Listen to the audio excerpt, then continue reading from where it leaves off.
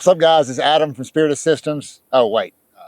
It's Clint. Yeah, I do a little kit shakedown. I've been on a SWAT team for about 15 years now. Been a cop for 19 years.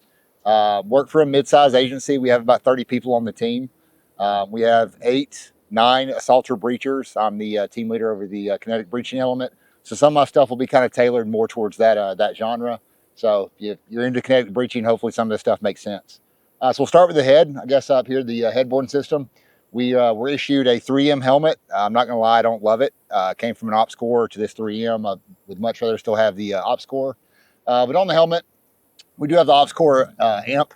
Very happy with that setup. I just recently added the 3-position arms. Much more comfortable, good retention. Don't worry about the ear pro popping out when I'm doing any big breaches inside the house or whatever. Also on the helmet, I have the S&S Precision helmet light. We have the S&S Precision mount for my white IR light on the side there. On the back, it's I think it's called the Bat Pack. It's a battery panel. Chris Woomer with Reverso Solutions, I think Flatline Fiber sells it. But basically, a little storage area for a counterweight to hold your, AAAs, 123s, all that stuff. Always have it with you. Yeah, nothing really special on the helmet except the amps. And again, I'm a big fan of those. This is a Axel AXL belt. I've been running this for probably 2 years. I'm pretty happy with it. I did make some changes recently. I was running their horizontal rifle mag pouch. Really liked it. However, it took up a lot of real estate. So recently took that off. Added the pistol mag pouches from Blue Alpha. These are the 4-inch ones. A little bit longer. Gives me a little more retention. Like this would not be a great range setup going to do any matches or whatever. But when I'm climbing over fences, stuff like that, the stuff that we have to do sometimes with operations, I need my stuff to stay on. So we'll start there. We've got the pistol mag pouches, then my favorite pouch that I think I've ever had, the JSTA Pouch from Spiritus. So I'm running an M4 mag in there. Open it up.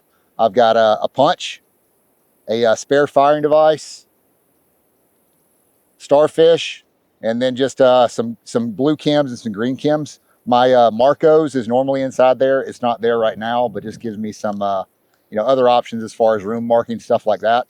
But again, the JSTA, if you're not running that, man, like again, whatever you want to put in there, there's a space for it. It's again one of my favorite pouches. Going around to the back, I've got a small little med pouch, also from Flatline, with a dump pouch that comes to the back of that. Continuing around, this is a prototype flashbang pouch made by Flatline. We're running the DefTech low rolls, high humidity.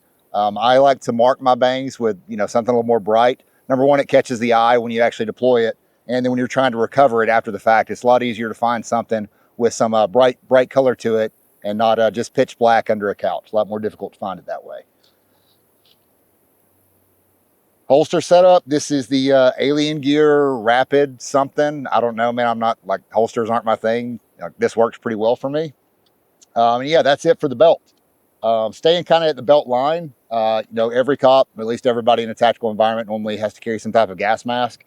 I hate them. There's no good way to carry them. They take up a lot of space, and more often than not, you're not going to need it.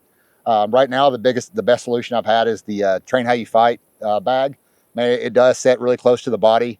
If it's something where I'm probably not going to need it, I can leave it on the vehicle and put it on real quick if we end up going that route. Going to the rifle. This is a Sons of Liberty / Loyal 9 M89. We've had these for probably 3 years. EOTech, EXPS3, Sandman K suppressor, and a maul. Have the Axon switch that controls my Surefire and my maul. I really love the Unity Axon switch. Mag block you can get from Spiritus, I think also made by Vail. The sling, this is the Reverso Sling from Spiritus / Sierra Attack. I've been running this now for probably 3 or 4 months. I'm really liking it. Slings, I think sometimes people just kind of get whatever. When it's something that's attaching your primary weapon system to your body, you should probably really feel good about what you're using to do that. So yeah, I've been pretty happy with that. And going to the plate carrier, this is the LV-120. I know it looks brand new. That's because it is. I ran a prototype 120 for about a year when they were still testing, developing the product. Had some revisions from when I used it last. So I turned in my prototype and they gave me basically a brand new one. So you got the LV-120. This is the radios we use are the Motorola XPS 6000, I think 6000. This is not basically a dedicated radio pouch. I think this is the Spud pouch from Spiritus. but it can do a lot of things. My Motorola fits in that just perfectly. We'll continue going around this side before we get to the front placard. So this is a GP Tall, and it houses a couple of firing systems. Again, I'm a kinetic breacher, do a good bit of that. Been doing that for a while. So big pouch, couple firing systems, a HESCO plate, a little bit of protection from those caps. Front little pouch here, I have a Blaze Defense fire suppression device. That's a small one. I've used these a good bit. You know, in this world, when you're using a lot of flashbangs, especially kinetic breaching, there's always that fire risk. Better to have it and not need it than need it and not have it. Going around to the back, I have a larger Blaze Defense fire suppression system. This pouch, I believe, is actually for the MPU-5, but it houses this bottle perfectly. So I've been very happy with that. And to the back panel. So if you notice, they have the color-coded zipper pulls, which I think Adam probably has been given a lot of crap about. Like, you know, it doesn't really make sense. Man, it's been very handy for me. A lot of the stuff that isn't necessarily like something I always have to have ready to grab, I can keep on my back and have someone deploy that for me. Right after Adam put the red zipper pulls on there, like a week later, we're doing an operation, and in this pouch, I have a 100-grain linear shot. Something I don't typically need. Ended up needing it that day. Was able to tell the guy behind me, like, hey, look to the back panel. You see the red zipper? Give me what's inside there. So rather than him having to search through the back panel, he knew exactly what he was looking for. He grabbed the 100-grain linear shot in my back panel. You see the red tape on here? Just my color coding system. We have all our breachers are carrying light and heavy charges. The light I mark with green. The heavy I mark with red. So my security on the door, I shouldn't have to tell them exactly what MSD or what the grain weight is. They should know the color code system and be able to move accordingly with that. So yeah, I have that in the red pouch. The yellow pouch, I've got a little more breaching stuff. These are great for cutting through chain link, anything like that. And then a door wedge. I have that inside that little panel. Moving up top, blue, what people normally associate with medical. I have some extra med stuff in there. Some quick clot gauze, regular gauze, a chest seal, and another roll of gauze. Like I have enough medical stuff on me that if I have to need it, like I'll be able to do something with it. I'm not a medical guy. Like I've done several live tissue classes. I've done a crike on a couple models. If I'm the dude doing that to you, you're probably having a bad day.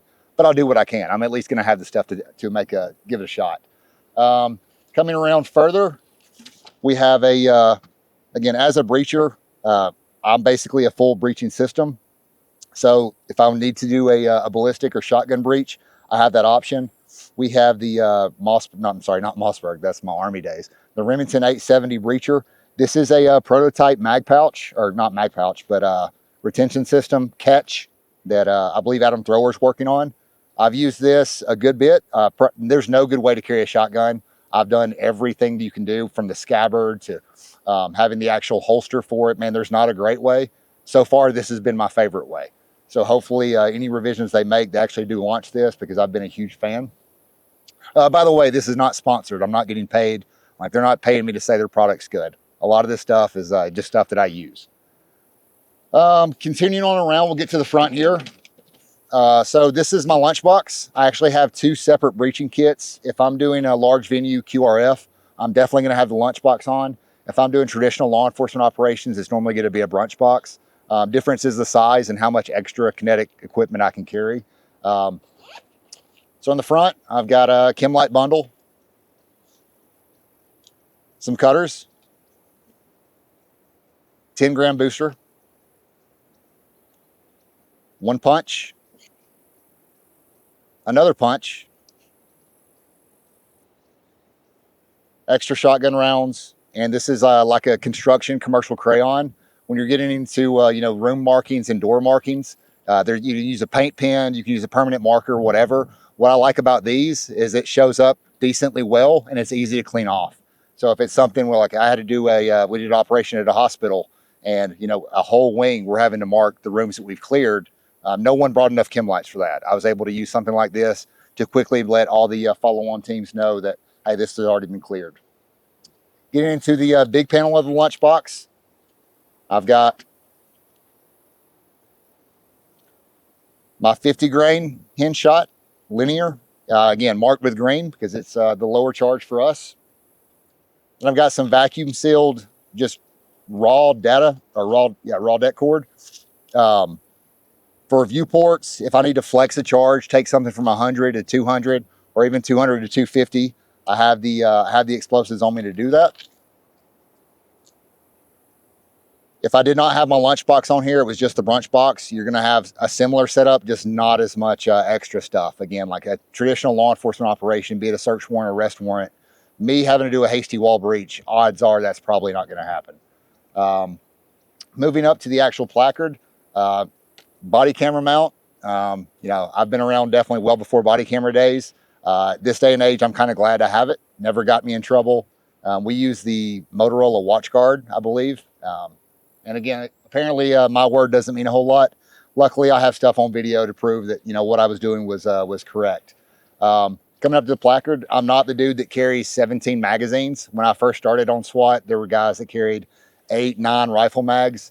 Man, like that's more than I carried in Iraq. Like let's be real. Like this is domestic law enforcement. I'm not saying don't have those mags on, an equipment truck or something if it is that huge counter-terror operation. But for the most part, if you're carrying 7 mags to a typical search warrant, you're probably just carrying around a lot of extra weight.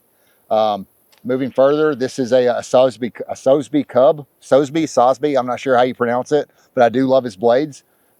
This is not like I'm not a knife fighter. I'm not Bill Brasky, man. Like I would love to be able to have that skill, but that's not what really this is for. Yes, I can use this as a defensive tool, but more often than not, man, it's like it's a breaching tool, right? I've had to cut through ropes. You go into a lot of houses where there aren't actually doors. Things are secured with ropes and curtains. Rather than mess around with that, I'm just going to cut it down. Less lethal, Taser X10. I'm not going to say my true thoughts on the Taser X10. I don't want Axon to send their goons after me. But yeah, I don't love it. Like I think I had the X26 or something before that. A lot more simple operation. But yes, I've used that. It's it's worked when I needed it to, and hasn't worked sometimes when I wanted it to. But I think that's true for probably everything. The Ops Core push to talk. Again, it's a push to talk, man. It does what I needed it to do. Back behind the Mark V here, I have the BRB tool. I think I'm not sure who makes it, but it is a little handheld breaching tool. Got my initials on it with the blue alpha cover. Man, I've used this more times than I ever thought that I would to pry open, locked, space heater or water closet doors, stuff like that. Again, it's something I can have on my kit. I don't have to send somebody out to go get big tools for a small job. Window glass, I haven't used it on yet. Looking forward to that opportunity. But, weight definitely is a consideration. But, man, this doesn't weigh hardly anything.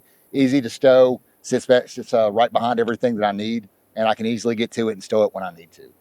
But, yeah, man, that's most of my setup. Again, nothing like super proprietary. That's what works for me. I'm never going to be the guy that says you have to carry this or that's the wrong way to do it. Like, man, do what works for you. I've been doing this long enough. Like, I'm still changing things, but this is a pretty good setup for me. Spiritus, most of my stuff is Spiritus. And full disclosure, I've had a long-running relationship with Spiritus. Man, I've been here at Darcy for 13 years when they were still kind of in their infancy. The fact that they bring stuff out here and let me try to destroy it before they ever market anything has been awesome. So I know when I get something from them, it's not something that was just thought up in a lab. It was, it was designed for the end user, tested by the end user well before it ever launches. So when you get mad, like, hey, why is this not for sale yet? Why can't we get our hands on this? Man, it's not because they're trying to keep it from you. They're literally putting it through all the rigors they can before they give it to someone for it to fail. But yeah, that's my setup, man. Hopefully some of this made sense to you. If you think it's all dumb, cool. I don't care. A lot of stuff I do is dumb. But yeah, that's all I got. Appreciate it.